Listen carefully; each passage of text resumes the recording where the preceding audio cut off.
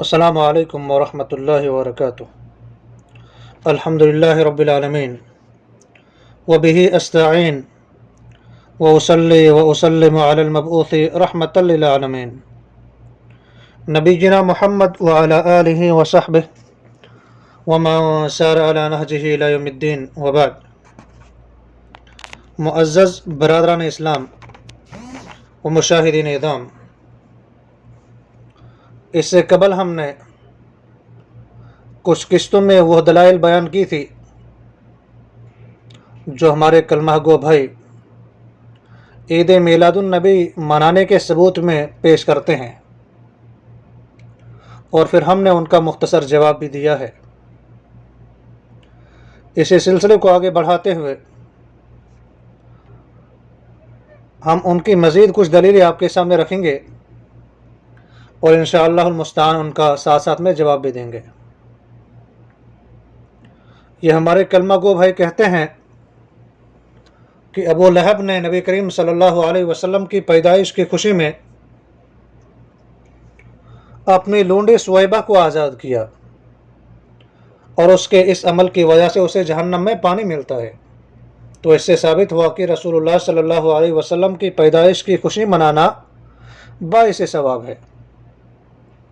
یہ کہنا ہمارے ان بھائیوں کا ہے جو عید میلاد منوانے اور منانے والے ہیں۔ اب یہ بات جو ہے صحیح بخاری کتاب النکاح کے باب نمبر 20 کی تیسری حدیث کے ساتھ بیان کی گئی ہے، اور یہاں پر یہ ذہن نشین کر لینا چاہے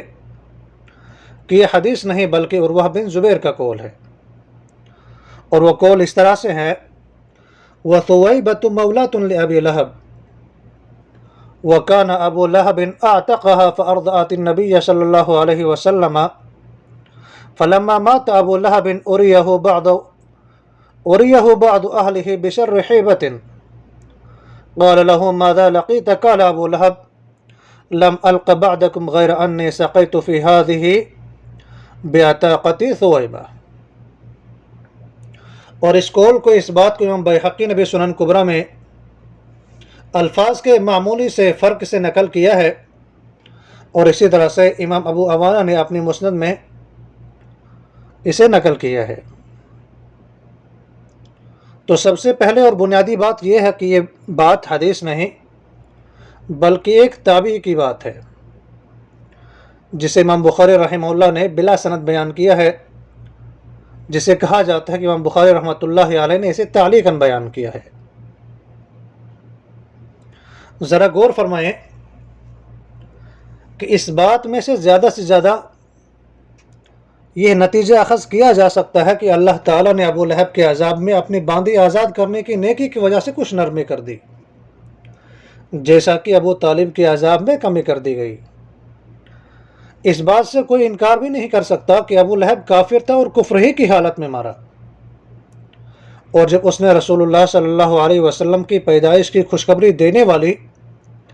اپنی باندی سویبہ کو آزاد کیا تھا تو اس نے اس لیے نہیں کیا تھا کہ رسول اللہ صلی اللہ علیہ وسلم پیدا ہوئے ہیں،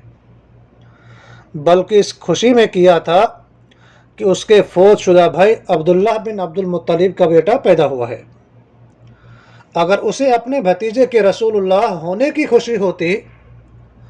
تو وہ رسول اللہ صلی اللہ علیہ وسلم کے اعلان نبوت کے بعد پہلے ایمان لانے والوں میں ہوتا، نہ کہ رسول اللہ صلی اللہ علیہ وسلم کے بڑے مخالفین میں ہوتا۔ امام ابن حجر عسقلانی رحمۃ اللہ علیہ نے اس بات کی شرح کرتے ہوئے فتح الباری شرح صحیح بخاری میں لکھا ہے، سہیلی نے لکھا ہے کہ یہ خواب عباس بن عبد المطلب نے دیکھا تھا۔ پھر تھوڑا سا آگے ابن حجر لکھتے ہیں کہ یہ خبر مرسل ہے، یعنی عروہ بن زبیر نے یہ بیان نہیں کیا کہ انہوں نے یہ بات کس سے سنی، اور اگر یہ فرض کر لیا جائے کہ یہ خبر مرسل نہیں، پھر بھی اس میں بیان کیا گیا واقعہ ایک خواب ہے، اور جس نے خواب دیکھا تھا، خواب دیکھنے والا اس وقت کافر تھا، مسلمان نہیں۔ اور اگر یہ مان بھی لیا جائے کہ عباس بن عبد المطلب نے یہ خواب اسلام قبول کرنے کے بعد دیکھا تھا، تو بھی خوابوں کے بارے میں اہل سنہ والجماع کا فیصلہ یہی ہے کہ خوابوں میں کسی کام کے کرنے یا نہ کرنے کی کوئی دلیل نہیں ہوتی، کیونکہ ایک دینی مسئلہ ہے، اور ایسا مسئلہ ہے جس کا تعلق عقیدے اور عبادت دونوں سے ہے، اور دین کے کسی بھی مسئلے کے حکم کو جاننے کے لیے ضروری ہے کہ اس کے لیے یا تو قرآن سے کوئی دلیل موجود ہو، یا پھر صحیح حدیث سے کوئی دلیل موجود ہو، یا پھر آثار صحابہ سے کوئی دلیل موجود ہو، کیونکہ عبادات اور عقیدے کے مسائل میں اجتہاد یا قیاس کی کوئی گنجائش نہیں۔ اس کے لیے قرآن اور حدیث صحیح دونوں یا دونوں میں سے کسی ایک میں سے نص صریح کا ہونا ضروری ہے۔ اگر قرآن اور حدیث میں سے کوئی صریح نص نہ مل سکے تو پھر اجماع اور آثار صحابہ کی طرف توجہ کی جاتی ہے، اور جب ہم ان تمام مصادر پر غور و خوض کرتے ہیں تو ان تمام مصادر میں عید میلاد النبی منانے یا کرنے کی کوئی علامت تک نہیں ملتی۔ کسی بات کو اپنی مرضی کے معنی یا مفہوم میں ڈھالنے کی کوشش سے کوئی حقیقت بدلی نہیں جا سکتی، اور کوئی بھی حکم چاہے وہ کوئی بھی ہو، اس کو لینے کے لیے، اس پر عمل پیرا ہونے کے لیے دلیل کا ہونا ضروری ہے۔ اور جو لوگ ان خوابوں کو دلیل بنانے کی کوشش کرتے ہیں تو وہ دلیل کے طور پر رسول اللہ صلی اللہ علیہ وسلم کے اس فرمان کو بھی پیش کرتے ہیں، الرؤیا الصالحہ جزء من 46 جزءا من النبوہ، اچھا خواب نبوت کے 46 حصوں میں سے ایک حصہ ہے۔ یہ حدیث یقیناً صحیح ہے، لیکن یہاں کچھ سوالات سامنے آتے ہیں کہ اچھا خواب کس کا ہوگا؟ کیا ہر شخص کا خواب؟ اور کیا ہر خواب نبوت کے حصوں میں سے ایک حصہ سمجھا جائے گا؟ تو اس کے لیے ہمیں رسول اللہ صلی اللہ علیہ وسلم کے فرامین مبارک میں سے اس کا جواب ڈھونڈنا ہوگا۔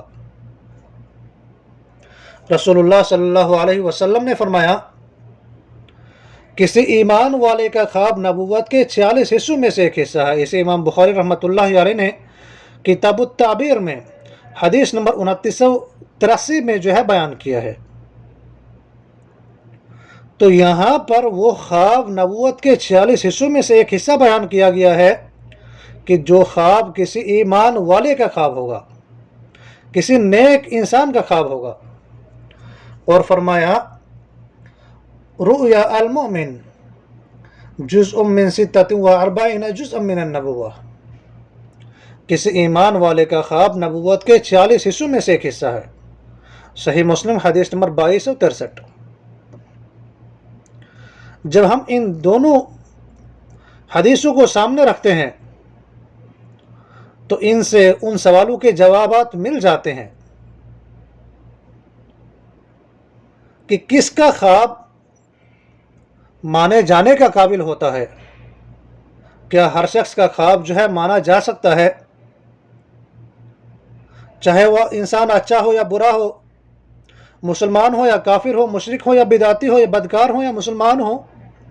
ایسا نہیں ہے، بلکہ امام ابن حجر نے صحیح البخاری کی شرح میں یعنی فتح الباری میں امام القرطبی کا یہ قول نقل کیا ہے کہ سچا متقی پرہیزگار مسلمان ہی وہ شخص ہے جس کا حال نبیوں کے حال سے مناسبت رکھتا ہے۔ لہذا اللہ تعالیٰ نے جن چیزوں کے ذریعے نبیوں کو بزرگی دی، ان میں سے ایک چیز غیب کی باتوں کے بارے میں کوئی خبر دینا ہے۔ پس کسی سچے متقی پرہیزگار مسلمان کو اللہ تعالیٰ اس ذریعے بزرگی دیتا ہے، لیکن کافر یا بدکار مسلمان یا جس کا حال دونوں طرف ملا جلا ہو، ایسا شخص ہرگز اس بزرگی کو نہیں پا سکتا۔ اگر کسی وقت کسی ایسے شخص کو سچا خواب نظر بھی آئے تو اس کا معاملہ ایسے ہی ہے جیسے کوئی انتہائی جھوٹا آدمی کبھی سچ بھی بول دیتا ہے۔ اور نہ ہی یہ بات درست ہے کہ ہر شخص جو غیب کی کوئی بات بتاتا ہے اس کی بات نبوت کے حصوں میں سے ایک حصہ ہے، جیسا کہ جادوگر اور نجومی وغیرہ باتیں کرتے ہیں۔ تو اس سے یہ بات واضح ہوئی کہ کسی کافر، مشرک، بدعتی یا بدکار مسلمان کا سچا خواب اس کی بزرگی کی دلیل بھی نہیں ہو سکتا، چاہے جائے کہ اسے دین میں کسی عقیدے یا عبادت کی دلیل بنایا جائے۔ اور سچے خواب تو یوسف علیہ السلام کے قیدی ساتھی اور اس ملک کے بادشاہ نے بھی دیکھے تھے، اور وہ تینوں ہی کافر تھے۔ اب اللہ ہی جانے عباس رضی اللہ عنہ کا حالت کفر میں دیکھا ہوا ایک خواب عید میلاد النبی منانے والوں کے لیے دلیل کیسے بن سکتا ہے؟ اس خواب سے زیادہ اس بات کی دلیل دی جا سکتی ہے کہ کسی کافر کو بھی اس کے اچھے عمل کا آخرت میں فائدہ ہوگا، اور یہ درست ہے یا نہیں اس کا وقت موضوع بھی الگ ہے، لیکن ہمیں یہ بات ذہن نشین کر لینی چاہیے کہ ہر کسی انسان کا دیکھا ہوا خواب حجت نہیں بن سکتا۔ اور اس کے بعد ہم ایک اور دلیل جو ہے آپ کے سامنے بیان کریں گے کہ جسے ہمارے یہ بھائی بیان کرتے ہیں، کہتے ہیں کہ میلاد میں ہم رسول اللہ صلی اللہ علیہ وسلم کی سیرت بیان کرتے ہیں اور ان کی تعریف کرتے ہیں نعت خوانی کے ذریعے سے، اور یہ کام تو صحابہ بھی کیا کرتے، تو پھر ہمارا میلاد منانا بدعت کیسے ہوا؟ ہم کہتے ہیں کہ آپ کا کہنا تو درست ہے کہ صحابہ رسول اللہ صلی اللہ علیہ وسلم کی تعریف کیا کرتے تھے، لیکن کیا کبھی میلاد منانے اور منوانے کا ان مسلمانوں نے سوچا بھی؟ کیا صحابہ رسول اللہ صلی اللہ علیہ وسلم کی پیدائش کے دن کو خاص کر کے ایسا کیا کرتے تھے، یا کوئی خاص وقت اور کوئی خاص طریقہ یا جگہ مقرر کیا کرتے تھے، یا گانا بجانے والوں کی انداز میں آپ کی نعت خوانی کیا کرتے تھے؟ یقیناً صحابہ کرام نے ایسا کبھی نہیں کیا، اور جب صحابہ کرام رضوان اللہ علیہم اجمعین نے ایسا نہیں کیا تو ان لوگوں کا ایسا کرنا یقیناً بدعت ہے۔ اب رہا رسول اللہ صلی اللہ علیہ وسلم کی نعت بیان کرنا، تو رسول اللہ صلی اللہ علیہ وسلم سے محبت کرنے والا ہر مسلمان ایسا کرتا ہے، لیکن شرک و کفر کے ساتھ نہیں، کہ جس طرح سے یہ لوگ نعت خوانی میں بھی کفریہ اور شرکیہ کلمات بیان کرتے ہیں۔ مثلا یہ کہتے ہیں وہی جو مستوی عرش تھا خدا ہو کر اتر پڑا ہے مدینے میں مصطفیٰ ہو کر۔ اب یہ صرف اسی پر بس نہیں کرتے، اس قسم کے مزید اشعار اور اقوال جو صریح کفر اور شرک سے بھرے ہوئے ہو ان کو لکھتے بھی ہے اور پڑھتے بھی ہے۔ کیا میرے ان کلمہ گو بھائیوں کو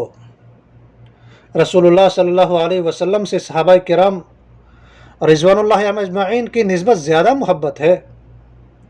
اگر ہاں تو صحابہ کرام کی طرح سنت کی اتباع کیوں نہیں ہوتی، بلکہ ایسے کام کیے جاتے ہیں جن کا کوئی ثبوت سنت میں ہے ہی نہیں۔ اگر آپ حقیقتاً محمد الرسول اللہ صلی اللہ علیہ وسلم سے محبت کرنے والے ہیں